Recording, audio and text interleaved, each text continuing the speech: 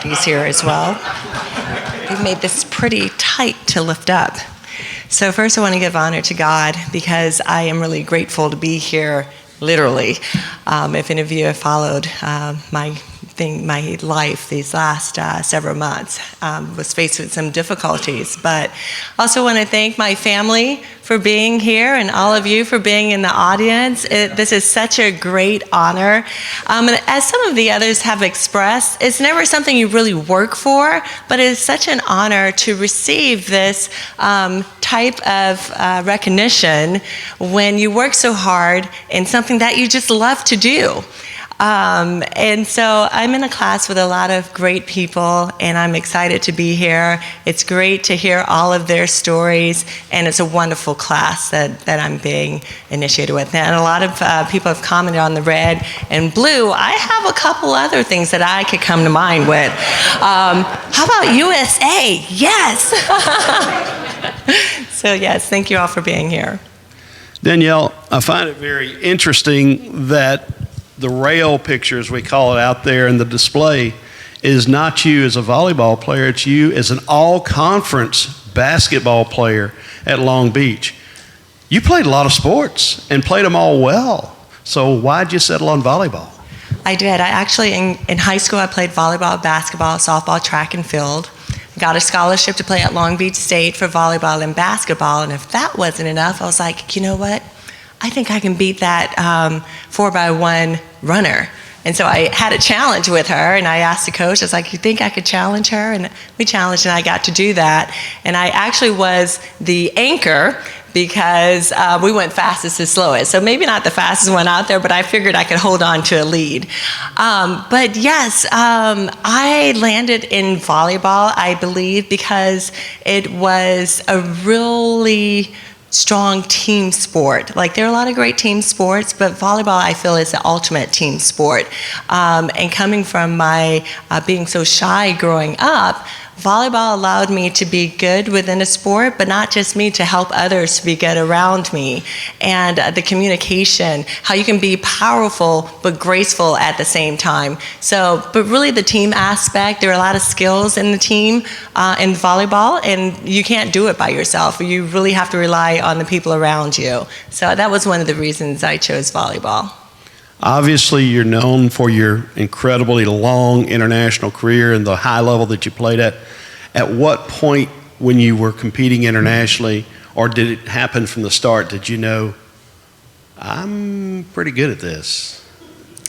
Well, I never imagined that I would play as long as I did, and I actually ended up saying, and I continued to be a part of USA Volleyball through coaching the high performance championships each summer, but I always said, if you cut me right now, I would bleed red, white, and blue. So my first Olympics in '96, you know, I was a rookie coming in and was able to start the last two games, but you know, you get into something that's bigger than you, and you just keep going after that common goal. At that time was the gold.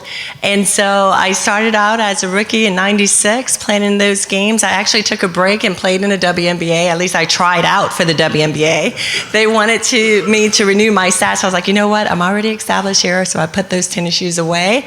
But and came back in 2000 and just kind of continued from there. We ended up playing for the bronze in 2000, did not win. Brazil has been a nemesis throughout my career. But and then in 2004, we played against them, didn't make it into the gold medal rounds, and then finally in 2008 we won a silver and then lost in 2012, but again gained a silver. In hindsight, you know, I can really appreciate that, but I just always figured, you know, I am on the team until I'm not on a team. And with a lot of variables, with my faith and with my mom praying for me, my work ethic, and the teammates that I was with, I was able to accomplish a lot of success throughout my career. Tell us, as very few other people in the world can, what it's like to be a competitor in the Olympic Games. You've only done that 5 times. What is it like to be a competitor in the Olympic Games? Well, everyone only focuses on that Olympic year, but it's an everyday grind, like throughout the process for the whole quad. And but you really don't focus on that. You don't focus on the sacrifices. You're in it with the team to one single goal. And once you're there, especially that moment where we get our gear and we're all dressed in red, white, and blue, and we're walking through the tunnel, it's pretty amazing time that it's not about you. It's about representing your country, and it's about playing against the best in the world. And there's no political aspects in it. And you just go out there, you play your best, and whoever shows up on that day, is most victorious. But it's a great process, and it's a great honor, and one that only 12 Olympians per year per quad is able to be named an Olympian. And I love our saying, once an Olympian, always an Olympian, never formal, never past. There's somebody here in the room who knows your story as well as anybody, and that's the legendary in her own right sports writer from the Baton Rouge Advocate, Robin Fambrough. Danielle, what do you think, now that it's post-Olympics and you're doing a lot of other things, still active? Guys, she actually played some volleyball a couple of weeks ago, which I think was amazing. What do you think was the secret to your longevity, and what kept you going? Because at some point, sometimes people lose interest. Sometimes they just move on to other things, but you just kept at it and at it. Was it the pursuit of a medal, I'm sure, or a gold medal? I'm sure that was part of it. But what do you attribute your longevity to? So to comment about playing last week, I think it maybe was a week and a half, I was signed up as player coach, and I want to emphasize that it was more coach player, but I had a really great game and a half. But what attributes to my longevity? I would say, from young, I was always active in a lot of different things, and I continued that throughout my career. And as technology and things grow, you kind of can have things stretched out, and a lot of variables happen within volleyball as well.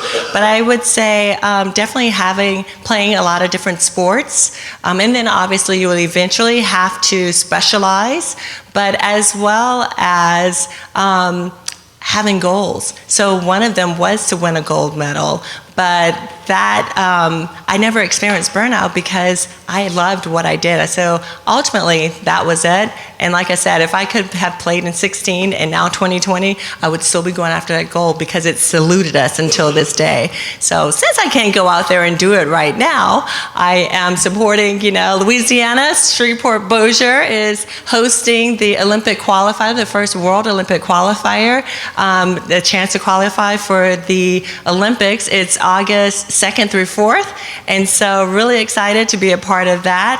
I have a young, aspiring athlete as well, and my daughter, Juliana, who's expressing some interest in volleyball. So again, with her, I'm exposing to a lot of different things, the arts with piano and drama, and then she does dance and basketball and soccer. So I think longevity has to do with finding something you're passionate about, really.